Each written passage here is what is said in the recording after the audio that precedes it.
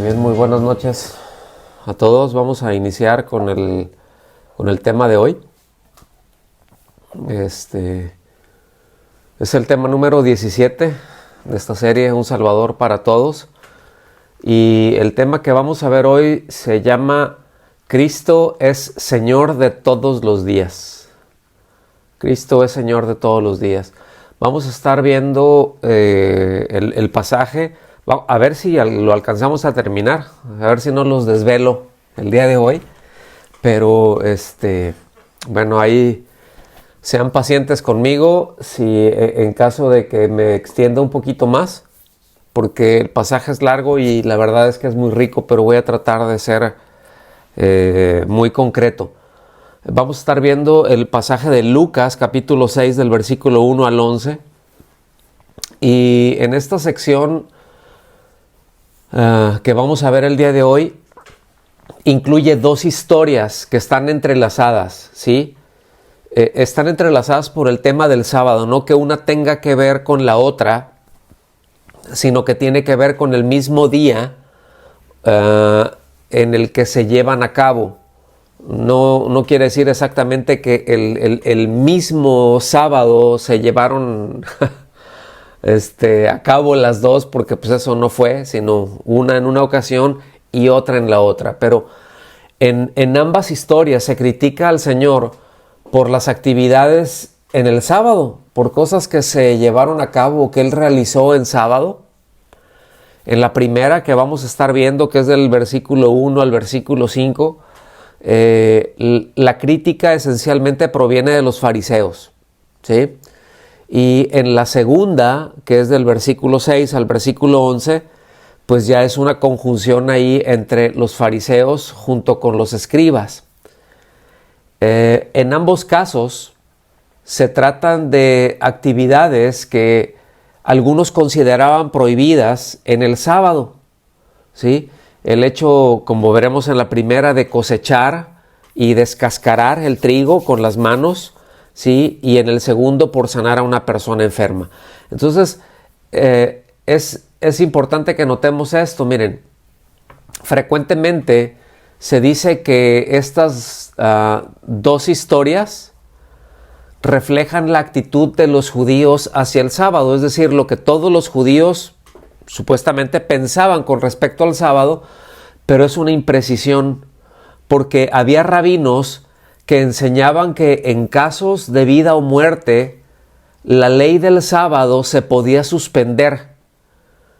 Y en el segundo caso que veremos, en la historia de David comiendo de los panes de la propiciación, se interpretaba pues como uno de esos casos, ¿sí? Después el Señor está de acuerdo con el hecho de la interpretación rabínica, que tenía que ver con la aceptación de que si era un asunto que representaba un riesgo para la vida, o que si ponía en riesgo la vida de una persona, pues los rituales se podían hacer a un lado.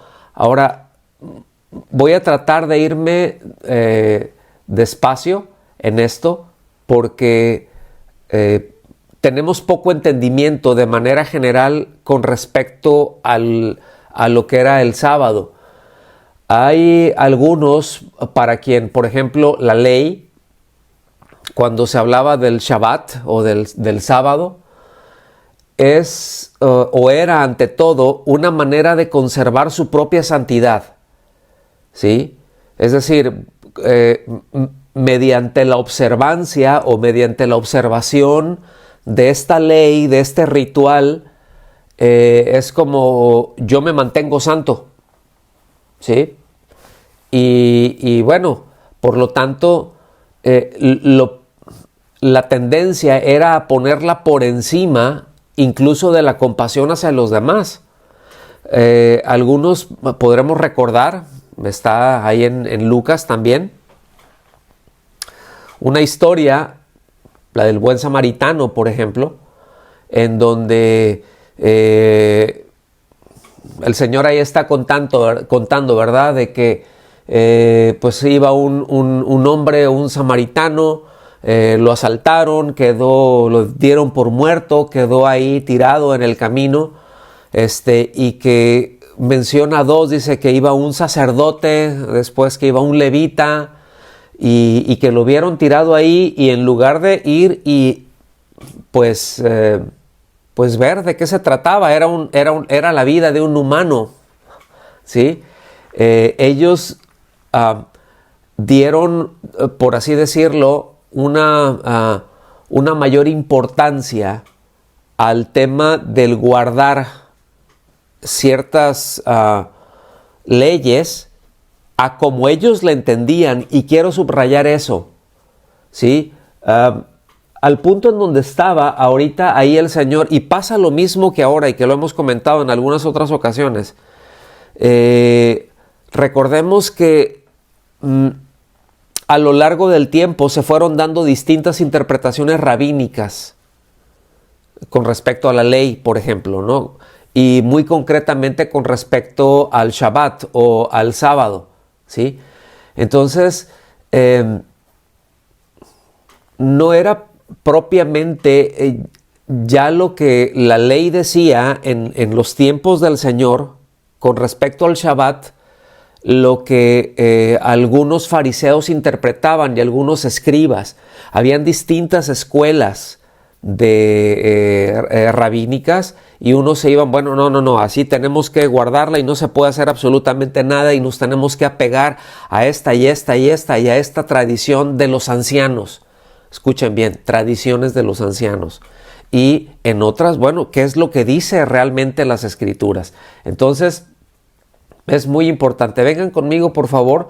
Vamos al pasaje de Lucas capítulo 5, versículos del 1 al 5. Lo voy a estar leyendo, o como lo tienen en pantalla, desde la Nueva Biblia de las Américas. Esa es la versión.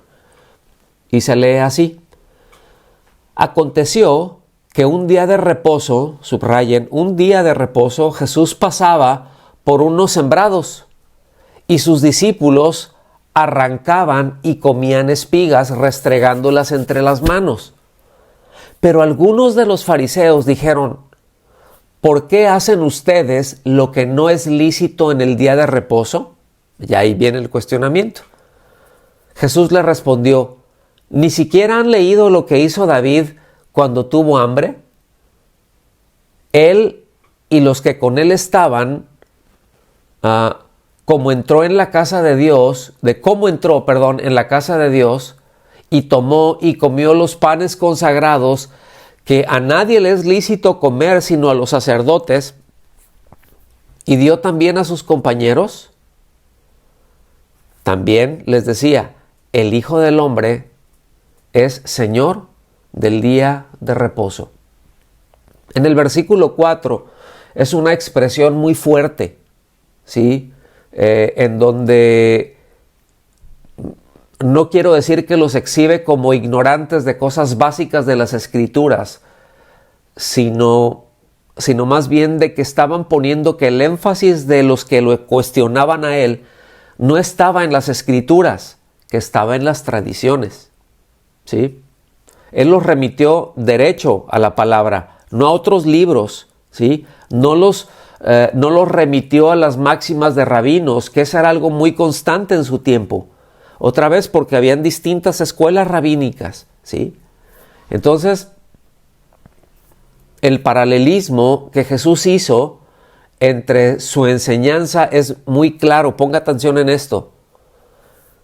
Interesados en la sobrevivencia de David y sus compañeros, los sacerdotes les permitieron actuar por encima del rito y les cedieron el pan que estaba destinado para alimentarlos a ellos. Pero aquí es entonces algo que tenemos que tomar en cuenta. Era un asunto de sobrevivencia, ¿sí? No es que tenían, es decir, no es de que a la hora de que llegó David, bueno, pues nada más no habían desayunado y llegaron a la hora de lunch y pues ahí andamos así como que con hambrita. A estas alturas era obvio que tenían mucho tiempo sin comer y que los sacerdotes vieron que aquí ya se trataba de la vida de seres humanos, ¿sí? Entonces, al leer esta primera de las dos historias, es importante notar que no se consideraba ilícito, fíjense bien, no se consideraba ilícito el hecho de tomar y de comer, por ejemplo, frutos o granos de un campo por el que la gente pasaba. Esto era algo común, ¿sí? Es decir, alguien iba caminando que no fuera un residente, un viajero, iba pasando por un campo y le daba hambre y podía, con lo que agarraba así en su mano, por ejemplo, en este caso era trigo, en otros casos eran cebada u otros granos, otros cereales, pero pasaban y lo que alcanzaban a arrancar con su mano, con un puño, y luego lo frotaban, ¿verdad? Y ahí le soplaban, lo estaban limpiando con sus propias manos y luego así lo masticaban, tenían buenos dientes, ¿sí? Y lo masticaban y con eso aguantaban y les daba energía para seguir su camino. Entonces habían leyes que prohibían que se tomara comida para llevar porque se les consideraba un robo, se consideraba un hurto. O sea, no es de que yo voy caminando y traigo un costal, ¿verdad? Y voy arrancando y voy llenando y voy echando y me lo llevo para después venderlo o tener algún beneficio de esto. Pero eso era otra cosa. El principio general de la ley en Israel era que quien tenía hambre, escuchen bien, tenía derecho a comer. El que tenía hambre tenía derecho a comer. Entonces, cuando iban pasando, conforme iban caminando, podían tomar lo que necesitaran. No lo podían echar en ninguna bolsa, no podían guardarlo todo eso, sino es lo que tomo, ¿verdad? Lo limpio, o si habían frutos, habían algunos higos o el fruto que fuera, podía, conforme voy caminando, lo corto y sigo caminando y eso como y sigo avanzando, ¿sí? Ahora, cuando eran residentes ya que vivían en una aldea, por ejemplo, tenían el derecho de pasar sobre esos campos que ya habían cosechado, es decir, ya hubo una cosecha y lo que quedó ahí podían regresar para recoger de lo que quedara. Ustedes se acordarán en el libro de Ruth, o si no se acuerdan, vayan y léanlo, ¿verdad? En donde recogían y después había gente necesitada de ese lugar que iban y recogían de lo que había quedado ahí. De hecho, a los dueños de esos campos se les prohibía volver. Es decir, ya recogieron hoy, mandaron a todos los segadores y lo que quedó ahí, lo que se les fue cayendo, ya no podían regresar a recoger todo eso, ¿verdad? Porque dentro de la ley, todo eso que estaba ahí era propiedad de los necesitados, ¿sí? Entonces, esto es muy importante tenerlo en cuenta para esta historia que estamos viendo aquí. Ahora, en Deuteronomio, capítulo 23, versículo 25, se lee así: cuando entres en la cosecha de tu prójimo, entonces podrás arrancar espigas con tu mano, pero no meterás la hoz a la cosecha de tu prójimo. Lo que acabamos de decir, voy pasando y puedo arrancar con la mano, pero no puedo llegar y, bueno, pues voy a cortar aquí un montón, ¿verdad? Y me lo llevo y luego lo vendo por ahí. No. Lo que puedas arrancar con tu mano, porque eso es lo que necesitas para comer en ese momento. A lo mejor en algún más tarde o el día de mañana llegarás a otro lugar en donde te encuentres. Siempre habían campos así para los necesitados. Entonces, lo que estaba prohibido era realizar trabajos lucrativos.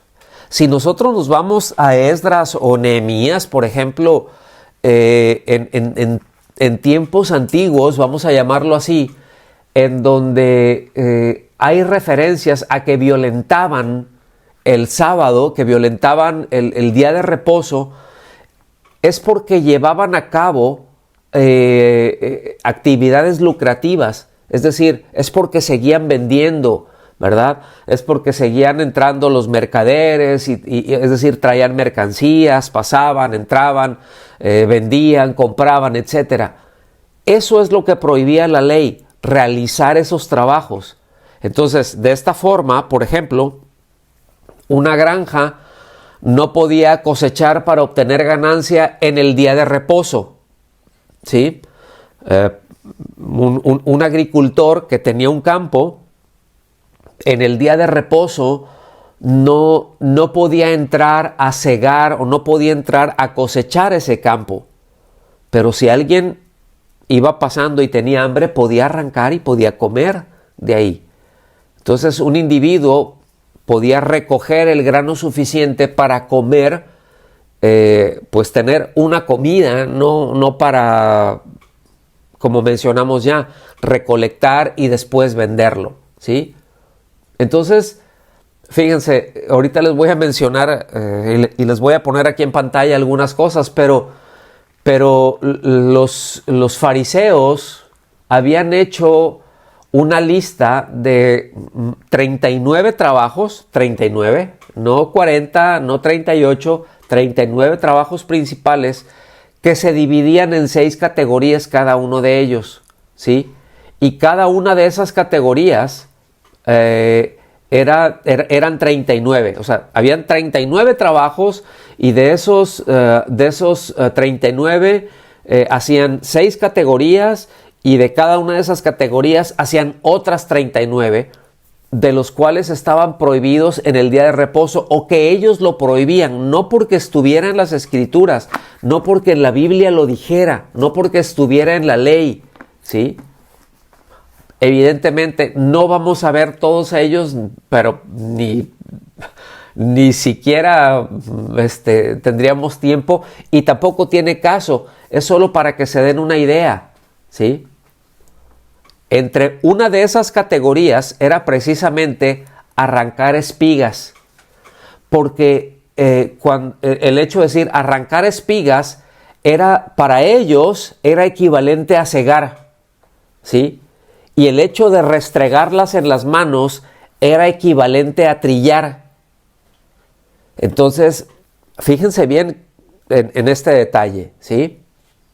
Los discípulos arrancaron y las restregaron con las manos. Eso no estaba prohibido en la ley. Lo que estaba prohibido en la ley era cegar, ¿sí? Y trillar. Es decir, ya llevar a cabo una actividad económica. Entonces,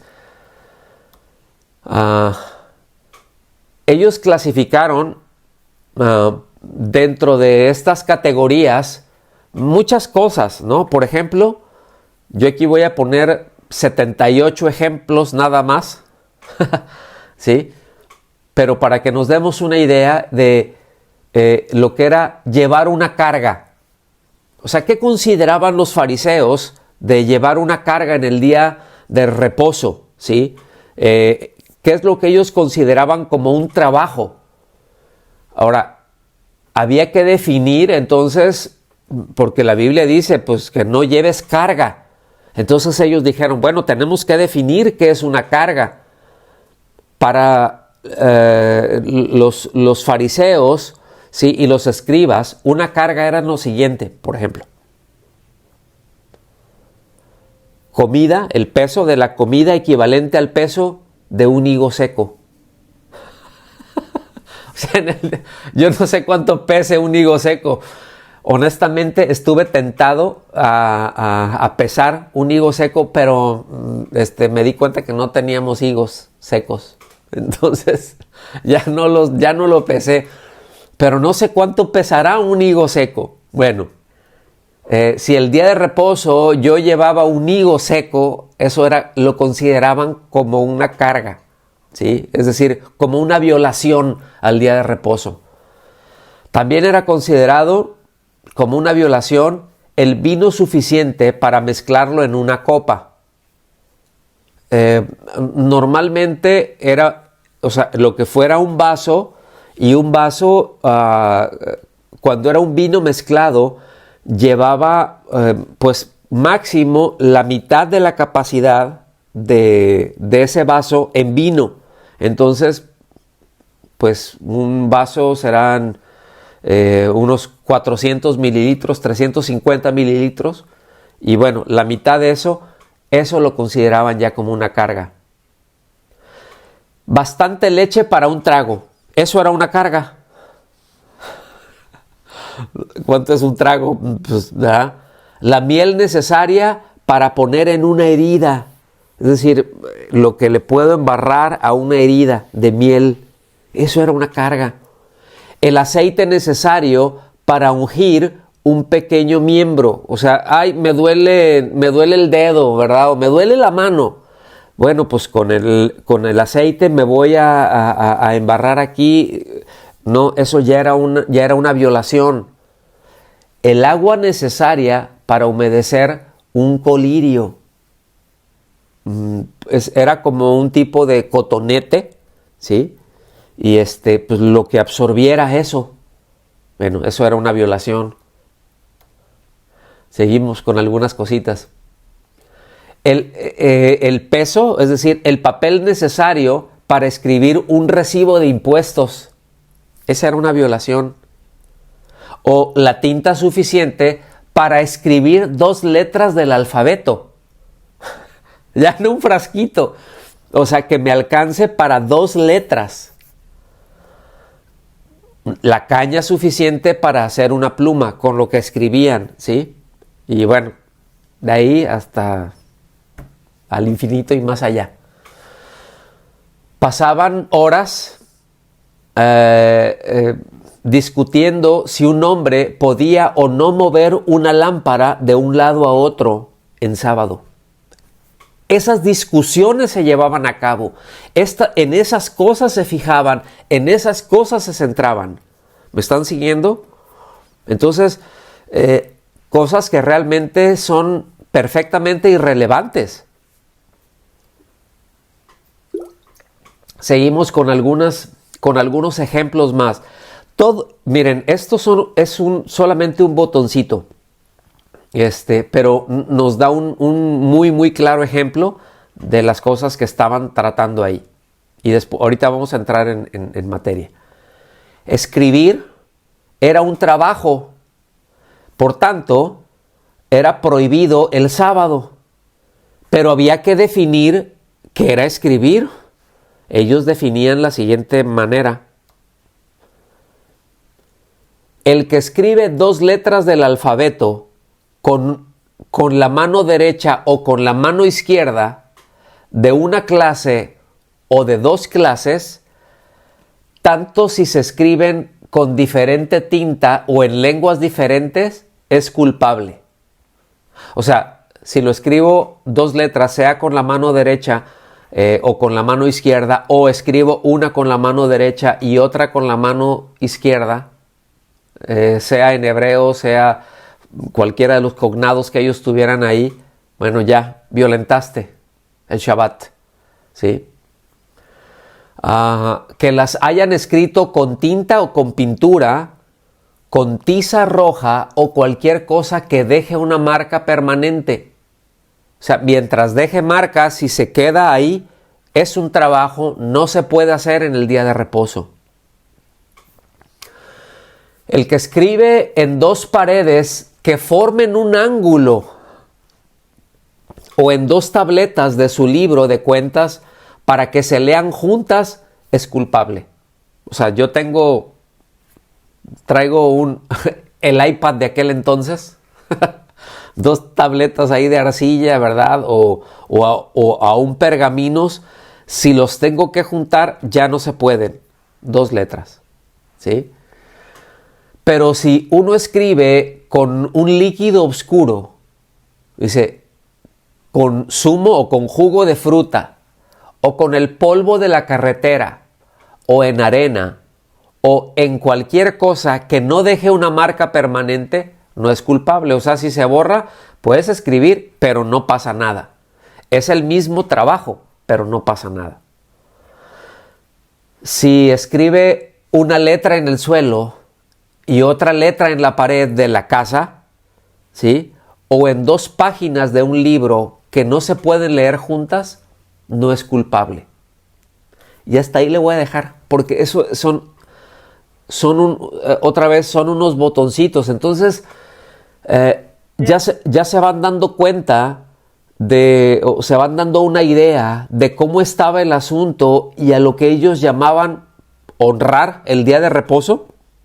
O sea, no voy a hacer nada de esto porque voy a honrar el día de reposo. O sea, no es voy a honrar a Dios en el día de reposo, es voy a honrar el día de reposo. Pues nada que ver con lo que Dios dejó establecido, ¿sí? De manera que los fariseos no están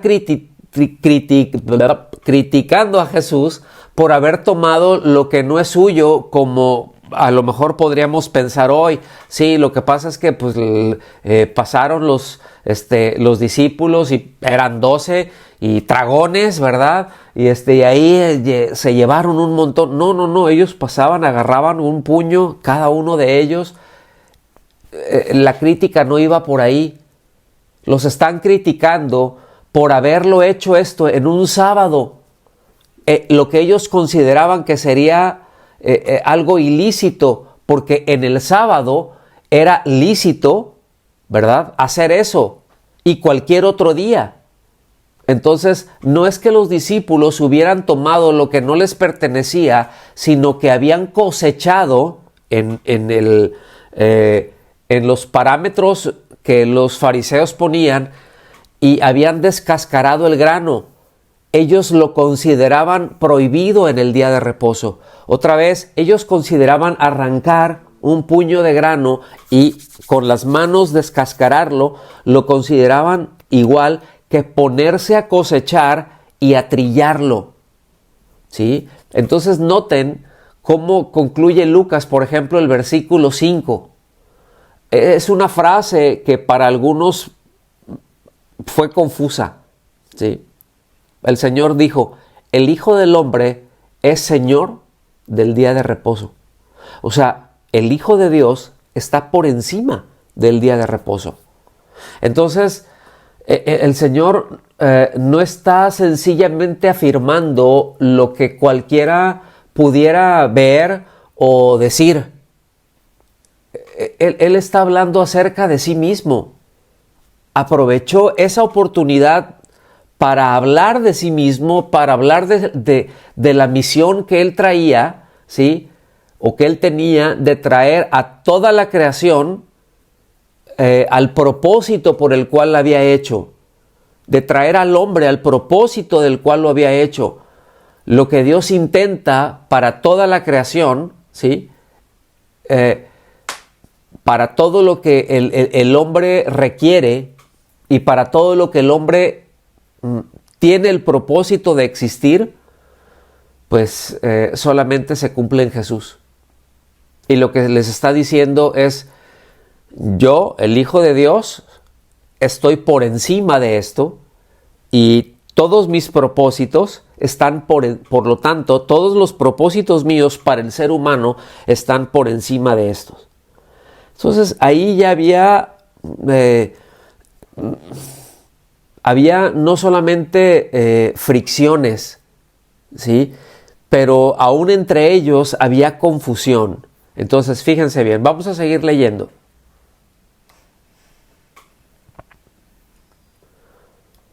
Nos dice del versículo 6 al 11. Y en otro día de reposo, aquí ya cambiamos de página, ¿sí? Ya es otro día de reposo.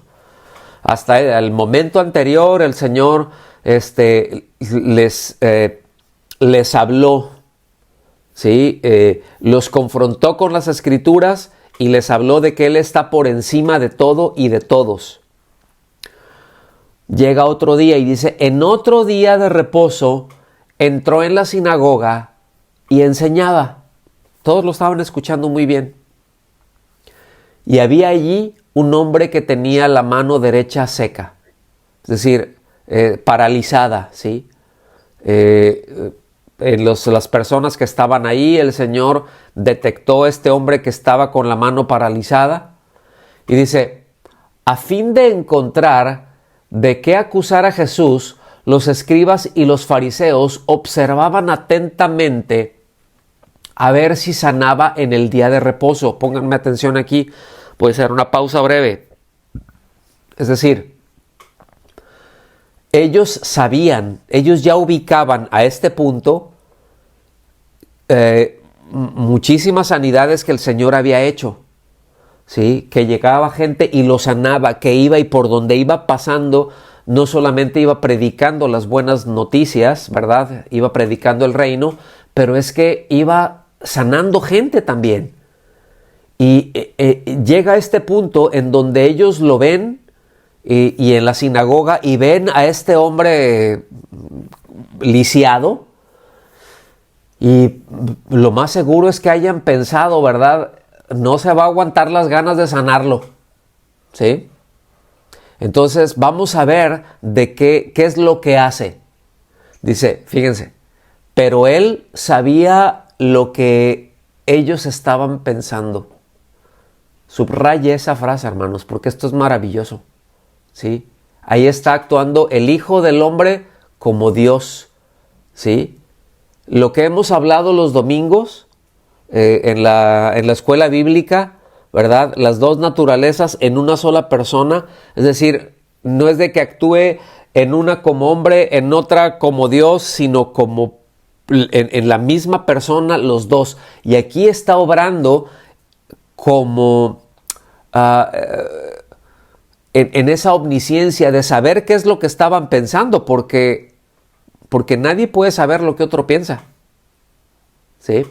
Y dice, bueno, y dijo al hombre que tenía la mano seca, pongan atención, él sabiendo lo que estaban pensando, que lo querían tentar o que lo querían acusar de algo, dijo al hombre que tenía la mano seca, levántate y ven acá. Y él, levantándose, se puso de pie. Entonces Jesús les dijo, yo les pregunto, ¿a quiénes les dijo? Yo les pregunto, a los que estaban pensando y que estaban buscando acusarle de algo, yo les pregunto, ¿es lícito en el día de reposo hacer bien o hacer mal? ¿Salvar una vida o destruirla? Hay otro pasaje en donde el mismo Señor les dice, oigan, es un asunto esencial, básico de sentido común, de misericordia. Dice, si tu animal, tu burro se cae en un pozo y si es día de reposo, no lo vas a sacar, es decir, te vas a esperar hasta el día siguiente para sacarlo y que se muera ahí el animal, porque no lo puedes hacer. Dice, no, por supuesto que vas y lo sacas, aunque sea el día de reposo. O sea, otra vez, el punto, el día de reposo tenía que ver con actividades económicas, hermano. Tenía que ver con trabajar para ganar un dinero, para hacer actividades, ¿sí?, en donde yo obtengo un provecho de esa actividad. En este caso, si un animal se iba al pozo, ¿verdad? Si mi burro se cayó al pozo o a la cisterna, yo estoy actuando no porque voy a obtener un beneficio, porque voy a obtener dinero de sacar al burro del pozo, sino porque estoy preocupado por la vida de mi animal. En este caso es, estoy preocupado por la vida de este hombre y es hacerle un bien. Entonces, con esta pregunta mostró que, fíjense, rehusarse a hacer el bien en el día de reposo equivalía a hacer el mal. ¿Sí?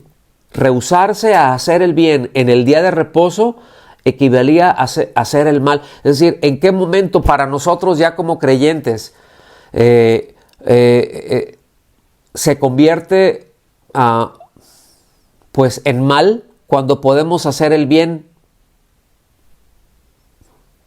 Si el sufrimiento no se alivia, entonces se hace daño al que sufre. En otras palabras, si yo tengo la capacidad de aliviar la situación de alguien el día que sea y no lo hago, no solamente no la estoy aliviando, es que lo estoy haciendo sufrir. Ese es el enfoque de Dios. Negarse a hacer el bien es tan grave como hacer el mal, hermanos. Y eso es lo que el Señor les está enseñando ahí. Eso es lo que en Santiago 4:17 nos dice. Dice, aquel pues que sabe hacer lo bueno y no lo hace, le es pecado. Entonces, pues sí es lícito hacer el bien cualquier día de la semana, aun si es el día de reposo. Ahora, en el Antiguo Testamento, cuando hablaba de hacer el bien, pues no era tanto, y cuando el Señor habla de hacer el bien, no es tanto hacia Dios. ¿Cuál es el bien que podemos hacer? Amarle, servirle, deleitarnos en Él. ¿Sí? Pero no podemos nosotros nunca mejorar la situación de Dios porque Él no tiene necesidades, pero los hombres sí. Entonces, sí habla del día de reposo. Vimos la semana pasada aún el ayuno. Habla de librar al ser humano de la esclavitud, de darle de comer, de vestirlo, etcétera, etcétera. Ver por las necesidades del ser humano. ¿Sí? Entonces, ¿qué es lo que Dios pide? ¿Y qué es lo que Dios enfatiza en el sentido de honrarlo a Él? Es decir, a ver, es el día de reposo y este hombre está sufriendo, igual ya tiene años sufriendo, no lo sé, el Señor sabía, pero este hombre tiene tiempo sufriendo aquí. No, yo puedo hacer algo hoy por él, lo tengo enfrente y puedo hacer algo hoy por él, pero no lo voy a hacer hasta mañana, porque lo voy a dejar que sufra para honrar a Dios, porque no quiero deshonrar el día de reposo. Y no es eso lo que está en el corazón de Dios. Y no es eso lo que el Señor les está manifestando. En Oseas 6:6, me gusta mucho esta traducción, la Nueva Biblia Viva, se lee así: lo que más quiero de ustedes no son sus sacrificios rituales, sino que amen a Dios y a su prójimo. Lo que más quiero de ustedes no son sus ofrendas, sino que me reconozcan y respeten como su Dios. Vamos para el final del pasaje. Los versículos 10 y 11, ahí de Lucas 6. Después de mirarlos a todos, yo asumo que dejó un rato, no sé cuánto tiempo haya sido, en silencio al hacerles la pregunta. Bueno, está bien que se le ayude a este hombre o no, es día de reposo, pero pues está padeciendo. Yo no sé si está pues no sabía, el Señor sí, pero yo no sé si estaría en dolor o qué es lo que lo tenía así. Y yo me imagino la cara del Señor y la expresión de él, así como que volteándolos a ver, esperando una respuesta de ellos, y ellos así como con una expresión de arrogancia, o sea, no te digo nada, a ver qué es lo que vas a hacer, ¿verdad? Pero esa actitud de que si haces, estás mal, y si no lo haces, estás mal. Terrible. Yo me imagino que el Señor, ¿verdad? No dice la Biblia que eso pasó, pero yo me imagino que agacha la cabeza y que la hace así como que, con ustedes en verdad no entienden, ¿verdad? Después de mirarlos a todos a su alrededor, dijo al hombre: extiende tu mano. Y él lo hizo así, y su mano quedó sana. ¿Sí? Pero ellos se llenaron de ira y discutían entre sí qué podrían hacerle a Jesús. Vean qué terrible, qué actitud tan terrible. cuando vemos el pasaje paralelo ahí en Marcos, él nos narra que tomaron consejo con los herodianos. O sea, no fue algo que decidieron en ese momento, no fue algo así como que, ay, a ver, aquí, ¿qué podemos hacerle en este momento? No, es como que, ok, aquí nos quedamos, ya pasó, y al día siguiente se juntan con los herodianos, que era un partido político, ¿verdad? De hecho, con el cual los mismos fariseos se oponían, pero rigurosamente, no estaban de acuerdo con los herodianos. Pero fíjense que así es la política, ¿verdad? Los de un color y los del otro se unen para ir en contra de su oponente. O sea, tanto uno como otro me causa, tanto a mí como a ti, él te causa problemas. Pues mira, aunque seamos ideológicamente lo más distintos tú y yo, vamos a unirnos para ir en contra de él. Eso es lo que Marcos narra, y eso, ¿verdad? Nos deja mucho que ver en cuanto a la actitud que ellos tenían. Entonces, en la primera de estas dos historias, vamos recapitulando un poco para irnos al final. Lucas no nos dice cómo respondieron los fariseos a las palabras de Jesús. O sea, el Señor les dijo, no leyeron, no saben, no ubican. La enseñanza es que si la vida de las personas está en riesgo, pues por supuesto que pueden hacerlo. Por supuesto que se les puede atender, porque la vida del ser humano es prioridad. ¿Sí? No los rituales, la vida del hombre, porque la vida del hombre es valiosa para Dios, porque el hombre es hecho a imagen y semejanza de Él. En el caso de esta segunda historia, sí hay un registro de cuál fue la reacción de los fariseos, la reacción de los escribas, ¿verdad? Que bueno, tenían la esperanza de atrapar al Señor en algo. A ver, aquí cometió un error, ya lo sanó, obró a favor del hombre, le hizo un bien a esta persona, pero no está bien que le haya hecho un bien en el día de reposo. Y la enseñanza general de la Biblia es hacer el bien. ¿Sí?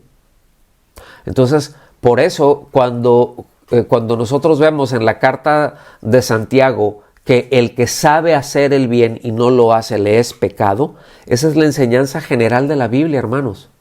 Él lo está trayendo ahí. Entonces, sabiendo a este punto lo que los adversarios del Señor estaban pensando, por eso Él puso a este hombre ahí en la escena, lo puso en el centro. Por eso les plantea esa pregunta: ¿es lícito hacerle bien? ¿Es lícito sanarlo? ¿Sí?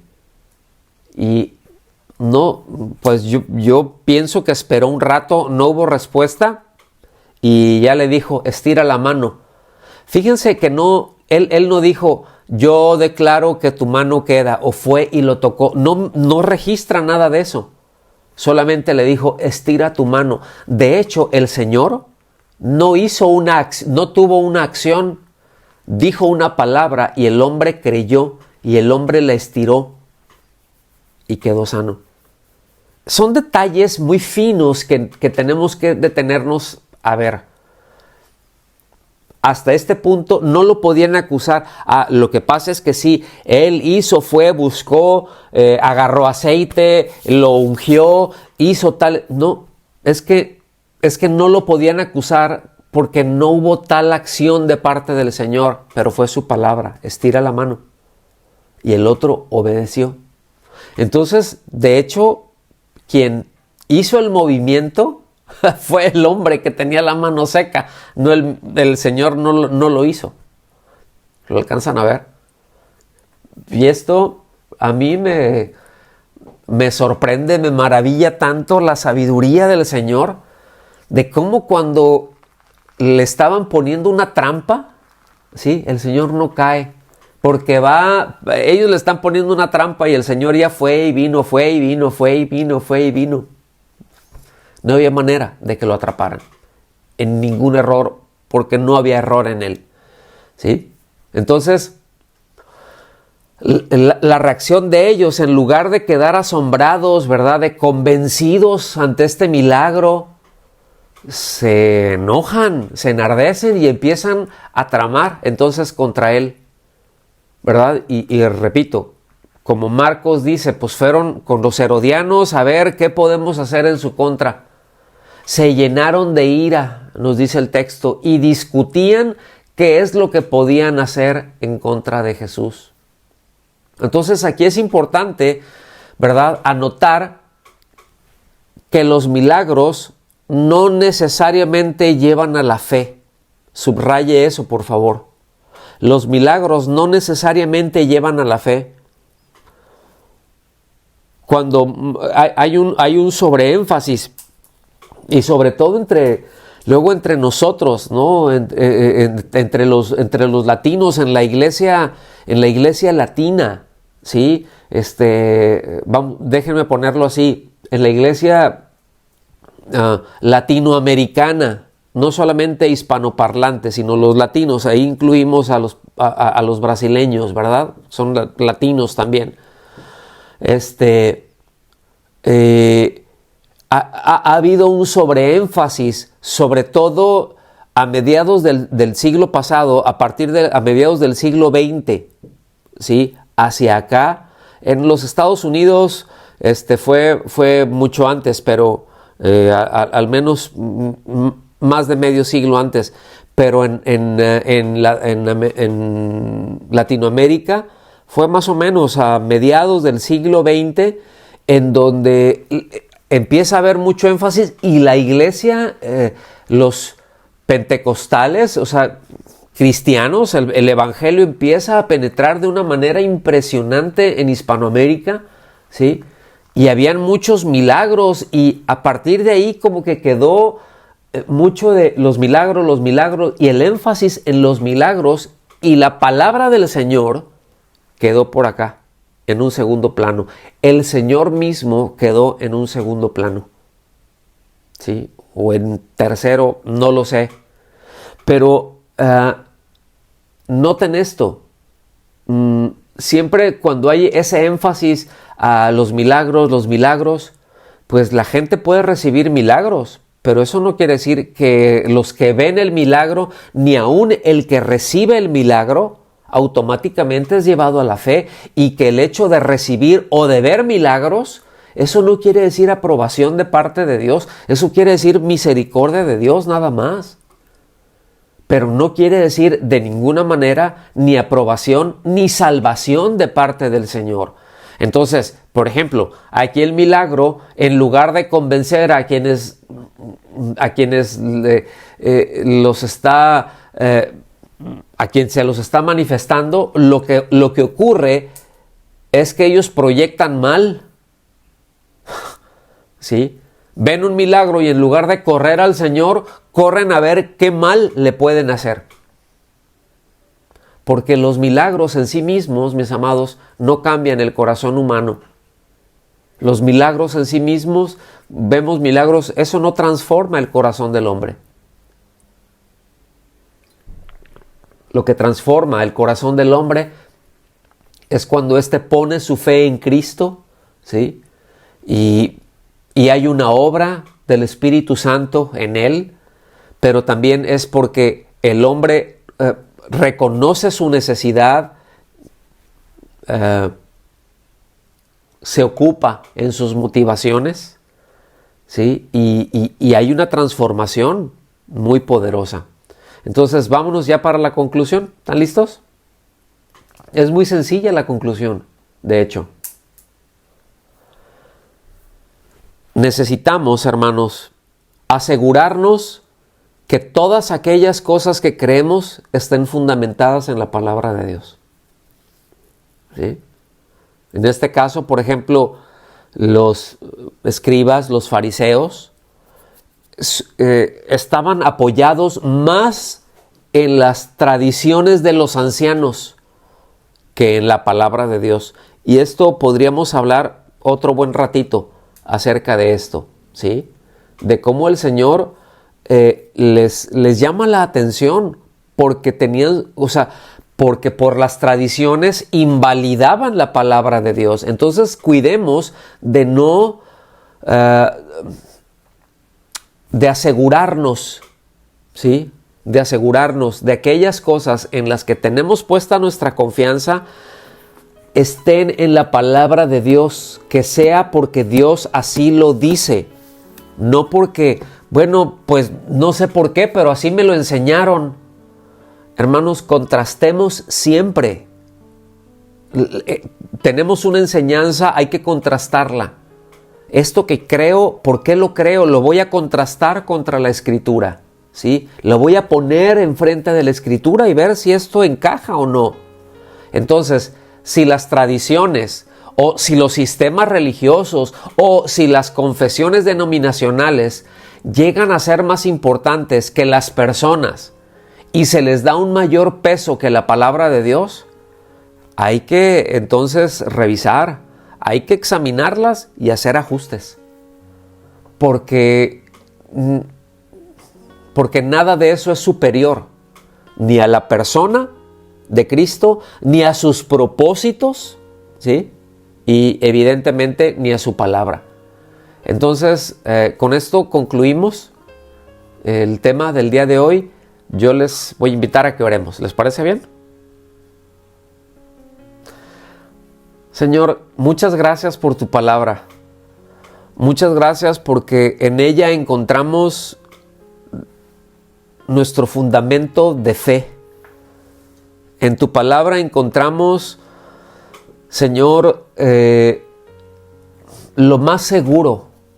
El apóstol Pedro nos instruye, ¿verdad?, que tenemos la palabra profética más segura y que debemos de hacer caso a ella, de voltear a verla como un faro que ilumina en medio de la oscuridad. Y sabemos que los faros eran certeza, que los faros nos indicaban un lugar seguro, nos indicaban tierra firme, Señor, o que indicaban tierra firme.